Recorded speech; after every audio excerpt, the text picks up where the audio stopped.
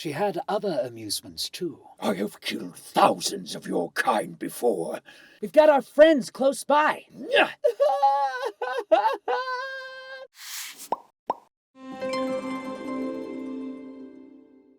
I'm Todd Haberkorn, and I do a variety of things in the industry, including ADR directing, producing, writing, and being a voice actor. Some of the characters that I feel like I get asked about a lot, of course, would be Natsu Dragneel from Fairy Tail. That's enough! Then there's a weird OCD character obsessed with symmetry, and he is Death the Kid from Soul Eater. But then also recently, which I call kind of like alternate reality Natsu, you've got the guy that collects all the motes in Destiny 2. All right. Let's see what we've got. Fallen on the horizon. I've worked on a lot of different things, everything from, Scooby-Doo and Ben 10 to Dragon Ball Z and Fairy Tail and everything in between, so it's been fun. My very, very first voiceover job was for a commercial for a computer company. That was before I thought VO was going to be anything in my life. I was just an actor fresh out of college. And I'd been working on stage primarily, and I thought that I was going to go down the on-camera route, and that was it. And so when I took this job, it was kind of an odd one-off. So technically that was my first VO job, but when I really started getting into it was with a company in Texas called Funimation. I was in, I think one of my very first show was Peach Girl, like a little quick role in that, and then it kind of just took off from there. It didn't hit me for a long time because I always had my sights set on camera.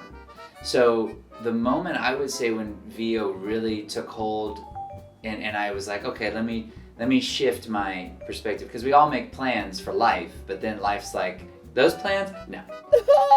And so I feel like you have to make little adjustments. And so when I noticed that I didn't have time for any on-camera auditions, I kind of stepped back one day and I was like, oh, I'm doing nothing but VO, like in every capacity, directing it, writing it, voicing it, going to a convention because of voiceover. I think I'm a voice actor now. Woo! Yeah! I looked in the mirror and had a quick little moment with my reflection self, and we both shook our heads and agreed that was taking place. In terms of like the exact moment, I think it was just kind of like it was like a rash. So you just wake up one day, you're like, whoa, what is this rash? And then the next day you wake up, you're like, wow, I shoot webs from my wrists and now I'm a vigilante. Just kind of happens. I don't know, because it came so quickly. Like the work was, it was just like project after project after project. And so there really wasn't time to stop and take a breath. Really the only time that I would sit back and watch something was with the fans when we were premiering something either at New York Comic-Con or some other event like that, and I'm sitting in the front row with everyone and they're like, what do you think of the episode? I'm like, I'm about to find out with you. That's when I would see a lot of stuff. And so, occasionally I'll go on and watch stuff that I've done just so I can see, like, what can I learn from it? What have I grown at all? What are some different things that I could try?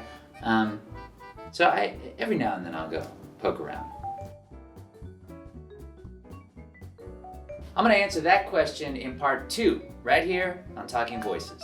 I'm Todd Haberkorn, and it would put a fire in my belly if you hit that subscribe button right here in Verite Voiceover on YouTube.